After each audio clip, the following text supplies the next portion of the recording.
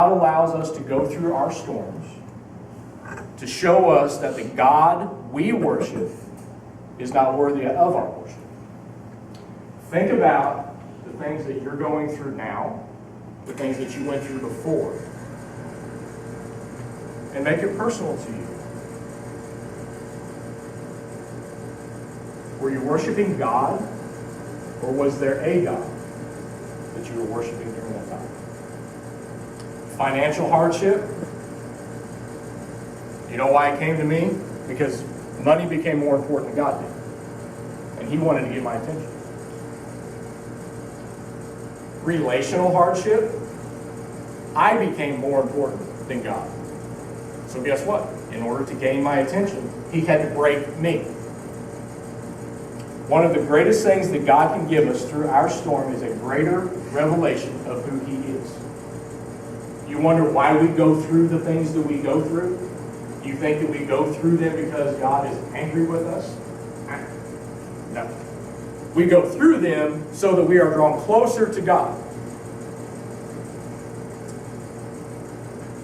What's the very first thing that you always do when people are in distress? What's typically the very first thing that they want to do? What do you say? Eat. Okay? They want to cry to God. They want to pray. Right? They want to pray. Who remembers 9/11? We all do. How many churches were full the Sunday after 9/11 and for a time after that? It was a spiritual uprising in this country like this country has not seen. Because all of a sudden, God used a circumstance, a storm, to gain our attention. Everybody's running to churches. All of a sudden, everybody's patriotic.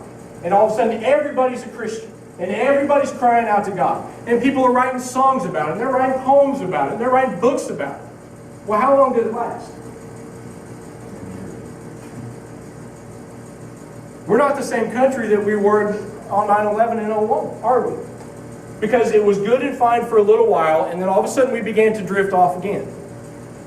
We began to drift off again. Here's the last plague that God sent to gain Pharaoh's attention. Death of the firstborn. The firstborn of all people and cattle of Egypt died, but Israel is spared. He's not going to gain their attention by doing anything else, but all of a sudden, the firstborn in each family, gone. Channing, sorry, you're out. Gabe, you oldest. Lucky, I'm gone.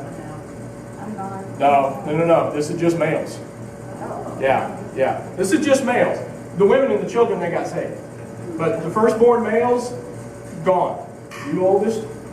Nope. Nobody else? You oldest? You're out. Okay. Just because Pharaoh's not paying any attention, so guess what? You're gone. You got to pay the price. Well, in a church setting, people will say, well, I don't like the wrath of God. God's supposed to be a God of love, a God of grace, a God of mercy. So then, why is He mean and why does He send this? Well, just because we don't like something doesn't mean it isn't the truth. Because here is the stark reality of it. His wrath is coming again.